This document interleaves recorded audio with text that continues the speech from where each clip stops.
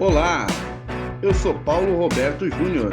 Seja bem-vindo ao meu canal. Que a bênção do Senhor Jesus Cristo esteja sobre a sua vida. Naquele momento, Saulo estava indo para Damasco com o intuito de acabar com a seita dos nazarenos, de parar e frear a obra de Deus, de parar o chamado da missão que Jesus Cristo implementou na terra. Aquele homem religioso, aquele homem com ódio no seu coração, aquele homem mestre na religião farisaica, conhecia todos os preceitos, tinha sido instruído aos pés do rabino Gamaliel, um dos rabinos mais condecorados, um dos rabinos mais afamados em todo o território de Israel. Ele foi instruído aos pés desse homem, e quando ele vai a caminho de Tarso, a Bíblia diz que Jesus Cristo, o poderoso, derruba o religioso, derruba o fariseu, derruba o homem com ódio no seu coração que queria matar as pessoas. O Deus que nós pregamos, a missão que Ele nos dá, não é uma missão de ódio, não é uma missão que aponta para as pessoas,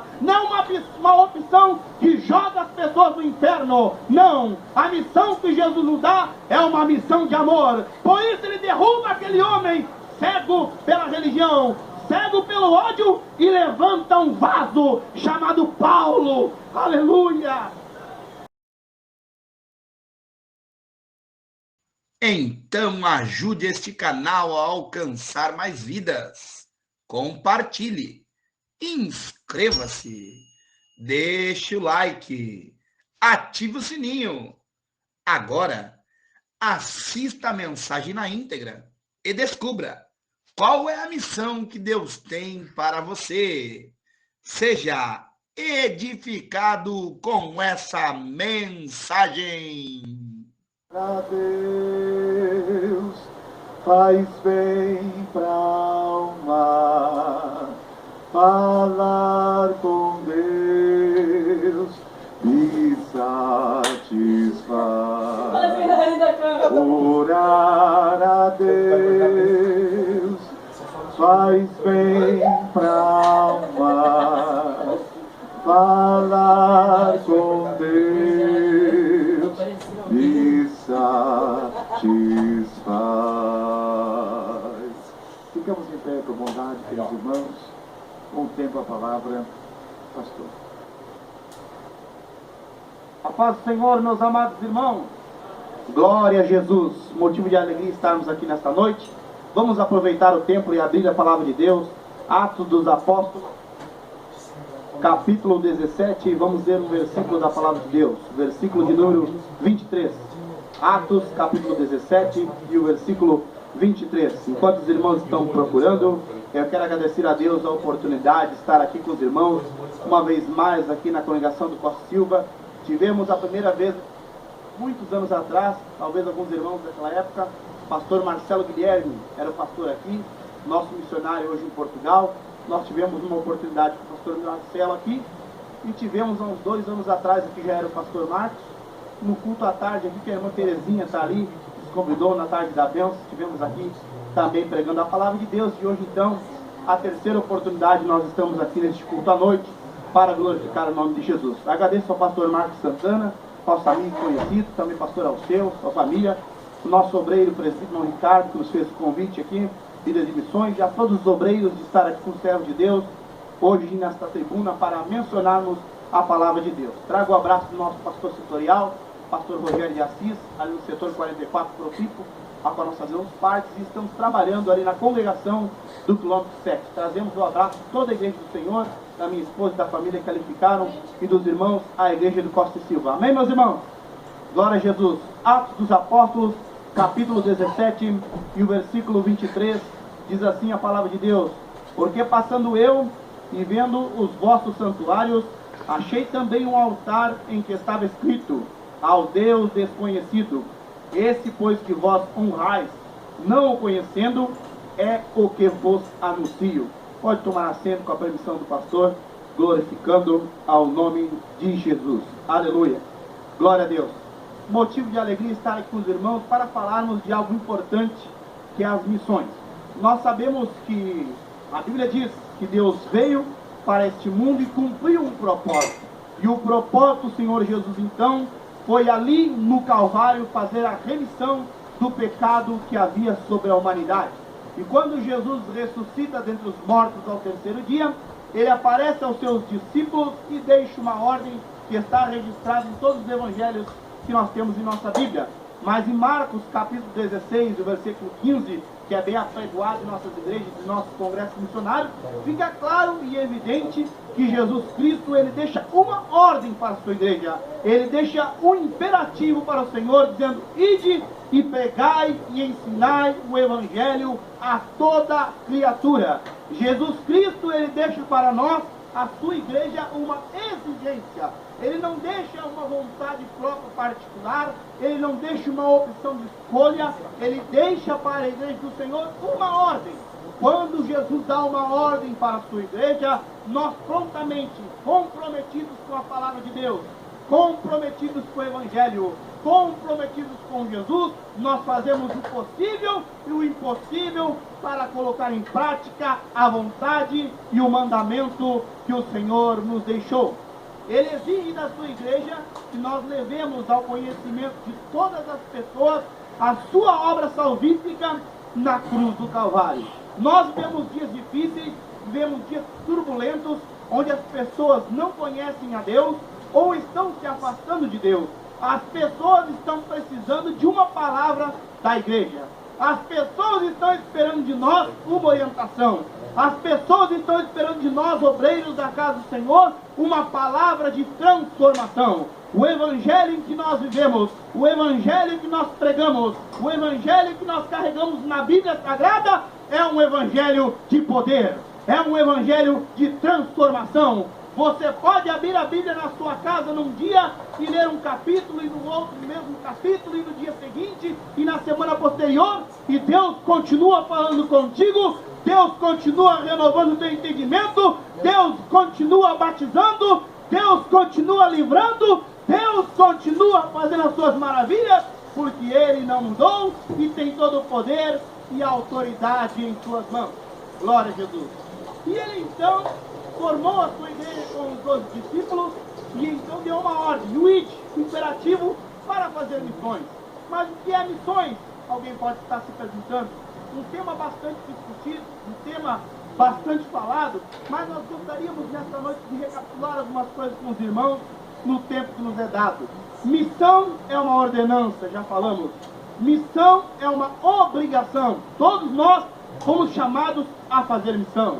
É uma tarefa imposta por Jesus, o Senhor das nossas almas, sobre a igreja. É um encargo que nos é posto para nós fazermos imposto, para nós fazermos a sua vontade. Que missão é essa que Jesus espera de mim e espera de você? Ele espera que eu e você abramos as nossas bocas e pregamos o evangelho da salvação. Pregamos o evangelho que transforma. Pregamos o evangelho que oferece uma oportunidade ao homem de novamente chegar diante do Criador. A Bíblia diz que nós estávamos condenados e estávamos caminhando a passos largos para o inferno. Mas Jesus deixou o seu trono de glória, desceu a este mundo. Como diz João, ele humilhou-se, esvaziou de si mesmo e veio ao mundo, tomando a forma de homem, como servo, servil, trabalhador, sofreu as aflições que eu e você sofremos por um propósito: salvar a sua alma, mudar a tua história, alterar o rumo da tua vida e nesta noite trazer você ao Costa e Silva para adorar ao seu nome.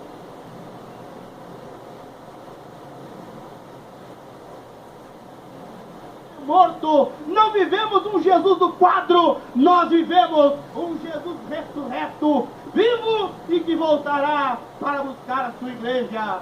Nós precisamos pregar, nós precisamos anunciar, nós precisamos ensinar o mundo, ensinar as pessoas, ensinar as nossas famílias o Evangelho, as boas novas do Criador.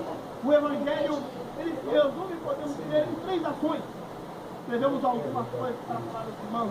O Evangelho se resume primeiro a você apresentar a boa nova de um Deus que está no céu e rege tudo debaixo da palma da sua mão. Sabemos que estamos vivendo um período pandêmico, onde a enfermidade tem batido na porta de muitas pessoas, inclusive de nossos irmãos. Mas ainda que a Covid-19 bata no nosso lar, ainda que a crise financeira adentre a nossa empresa e os nossos negócios, ainda que haja problemas dentro do seio familiar, seja qual a ordem que você enfrentar, Jesus disse que no mundo nós não teríamos aflições. Nós estamos escapes de passar o mal, não estamos escapes de passar a dificuldade, mas a palavra que Deus deixa para você, que Ele é um Deus poderoso e tudo está na palma de sua mão.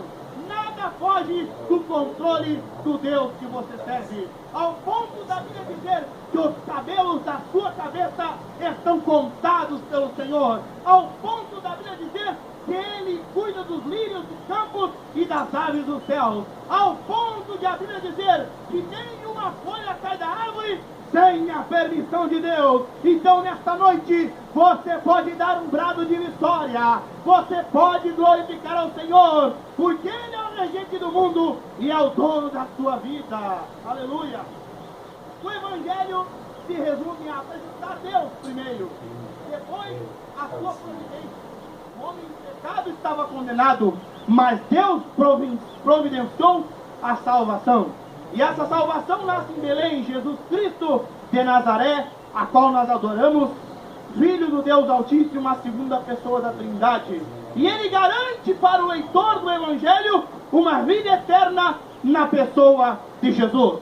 Podemos encontrar a morte neste mundo, porque a ciência diz que nós nascemos e um dia nós vamos morrer. Mas a ciência não entende que existe um povo que não irá morrer, porque certo dia, Jesus Cristo que nós pregamos, Jesus Cristo que nós servimos, aparecerá nos ares para buscar a sua santa igreja. O dia do arrebatamento que nós estamos aguardando, dizendo: Hosana, Hosana, Maranata, ora vem, Senhor Jesus.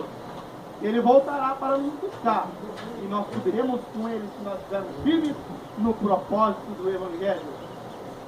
Mas muitos se perguntam, será que missão não é apenas para o missionário, como nós vimos no vídeo ali? Não, a missão é para a igreja, a missão é para todos. Existe o ministério do missionário, aquele que é chamado por Deus para trabalhar integralmente na obra do Senhor, enviado pela igreja a regiões carentes de Deus, que necessitam de uma família, de um obreiro, trabalhando incansavelmente para propagar o Evangelho no meio daquele sistema corrompido, onde aquela cidade ou aquela nação, aquele lugar está inserido. Precisa de um servo de Deus trabalhando dia e noite, incansavelmente na obra de Deus. Mas a igreja, ela é formada, eu e você, por missionários. Cada um dos irmãos que está aqui me escutando nesta noite foi chamado por Deus para fazer missões. Você foi chamado para ser um missionário. A missão não é apenas do pastor, a missão não é apenas dos obreiros que pregam a palavra, a missão não é apenas do missionário que está no campo trabalhando, a missão é de todos nós.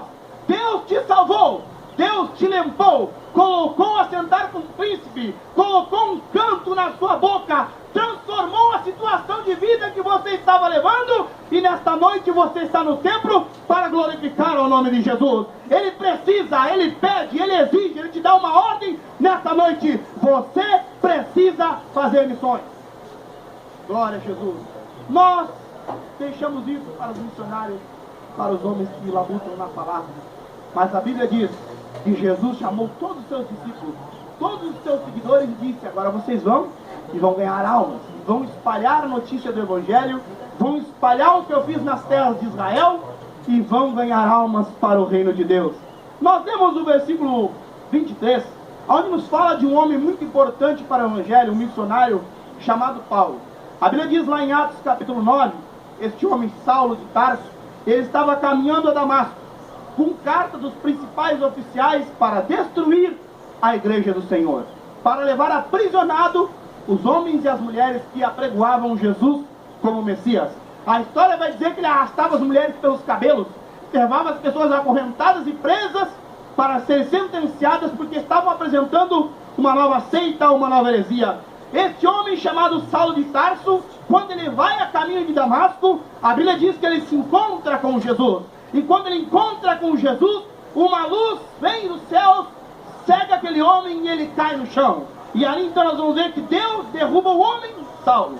E aqui eu quero abrir um parênteses para falar. Naquele momento Saulo estava indo para Damasco com o intuito de acabar com a seita dos nazarenos, de parar e frear a obra de Deus, de parar o chamado da missão que Jesus Cristo implementou na terra. Aquele homem religioso, aquele homem com ódio no seu coração, aquele homem mestre na religião farisaica, conhecia todos os preceitos, tinha sido instruído aos pés do rabino Gamaliel, um dos rabinos mais condecorados, um dos rabinos mais afamados em todo o território de Israel. Ele foi instruído aos pés desse homem, e quando ele vai a caminho de Tarso, a Bíblia diz que Jesus Cristo, o poderoso, derruba o religioso, derruba o fariseu, derruba o homem com ódio no seu coração, que queria matar as pessoas. O Deus que nós pregamos, a missão que Ele nos dá, não é uma missão de ódio, não é uma missão que aponta para as pessoas,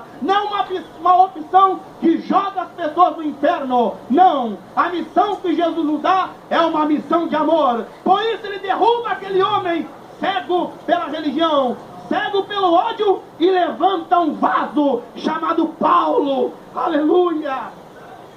Saulo, o grande mestre farisaico, homem que estava tocando terror nas terras de Israel.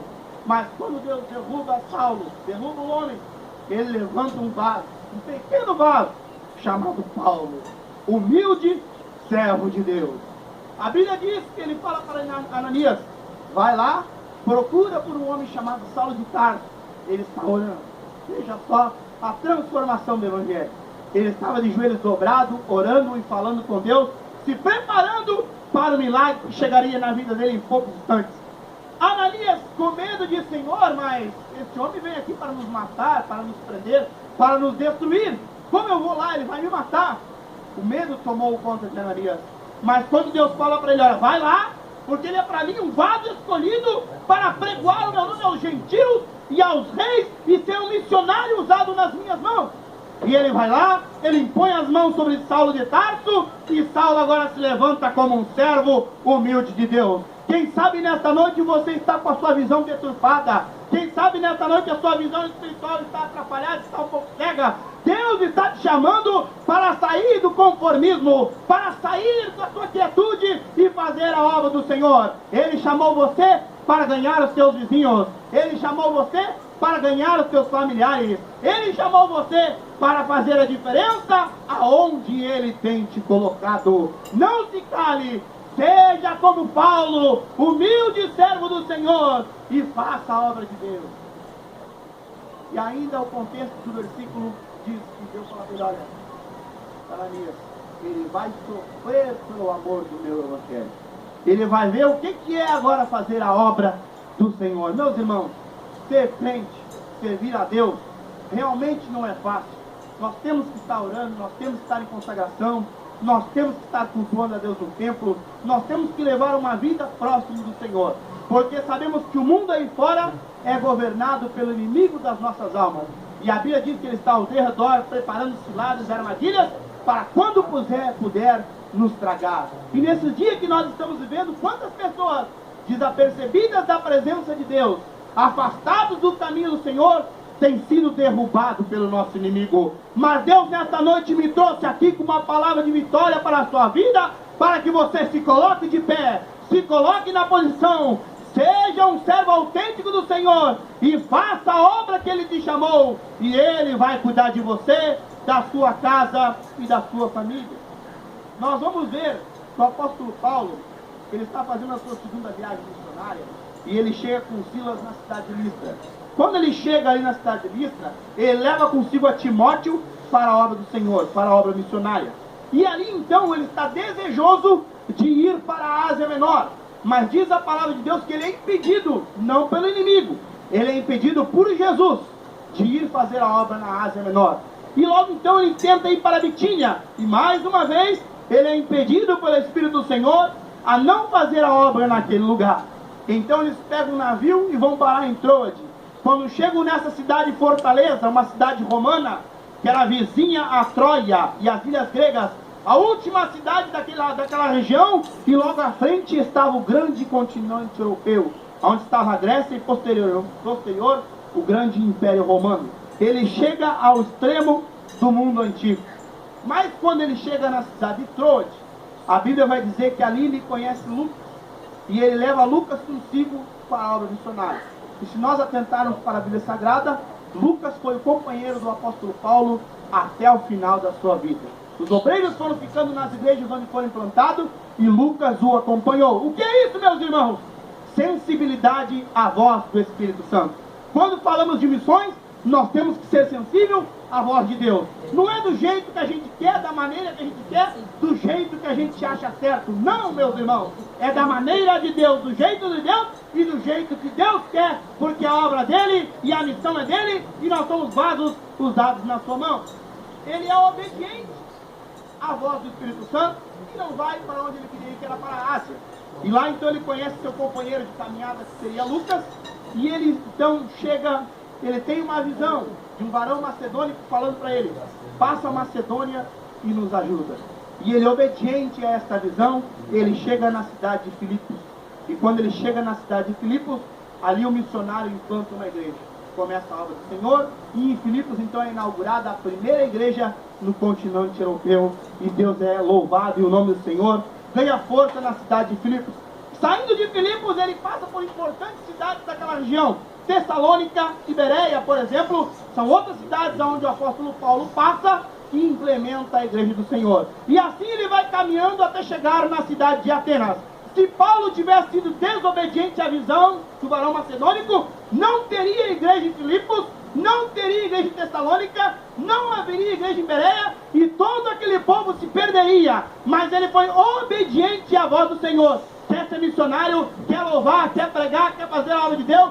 Seja obediente à voz do teu Deus. Seja obediente à visão do pastor, a visão que Deus tem colocado para a sua igreja, e continue firme fazendo o propósito de Deus. Ele chega em Atenas, importante centro cultural. Segundo os historiadores, Atenas, a capital da Grécia, serviu como berço para as civilizações. Na Grécia saiu os maiores estudiosos, da Grécia saiu as maiores matérias que nós estudamos hoje em dia.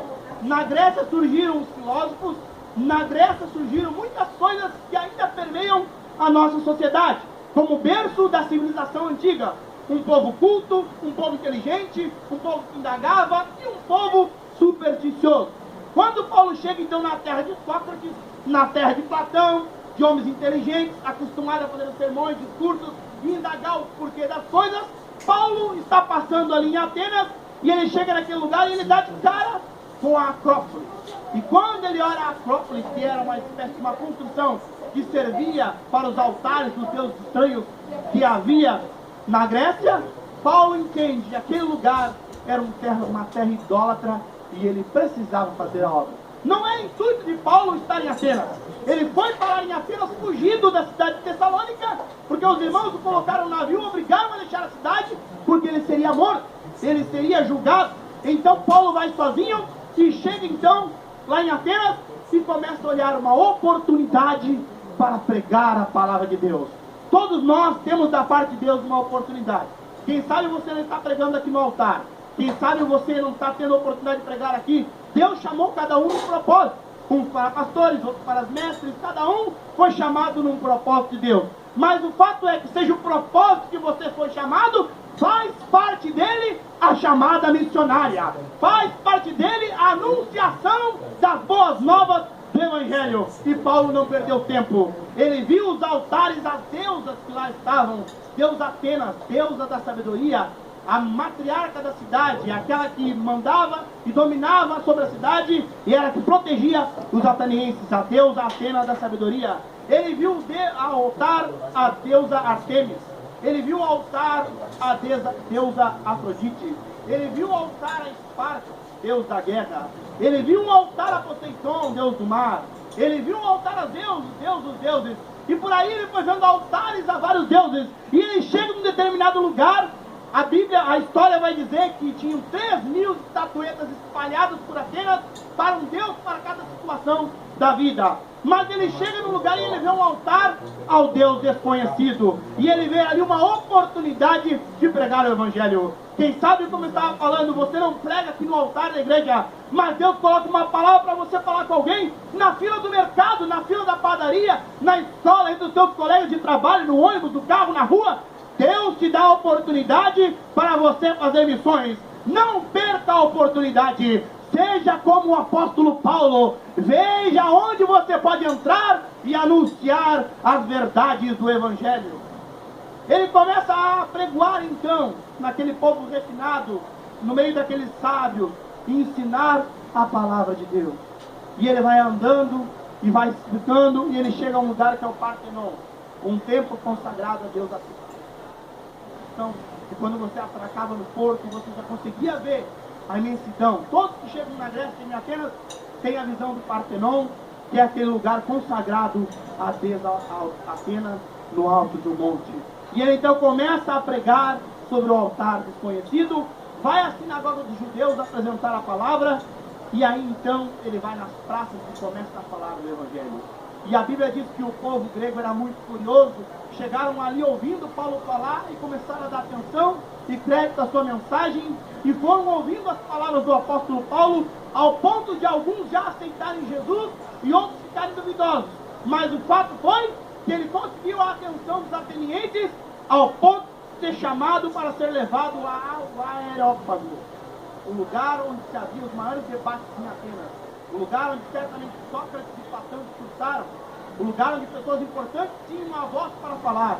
E o apóstolo Paulo é levado a este lugar, e lá ele começa a pregoar e ensinar a missão do Senhor, e começa a ensinar ao Deus estranho, Deus desconhecido, dizendo: existe um Deus, aleluia, que é sobre todos os deuses, e o seu poder é ilimitado, e ele tem condições de transformar a sua vida e dar vitória para você. Ele não é como esse Deus que está nessa estátua, esculpido por a mão do artífice ou criado pela mente humana. Ele é o verdadeiro Deus que fez os céus e a terra, e tudo está sob o seu domínio. E ali então ele prega, faz a sua mensagem com toda a intelectualidade que ele tinha, todo o seu conhecimento, e mesmo assim, com todo o seu esforço, a Bíblia vai dizer que ele ganha pouco naquela cidade.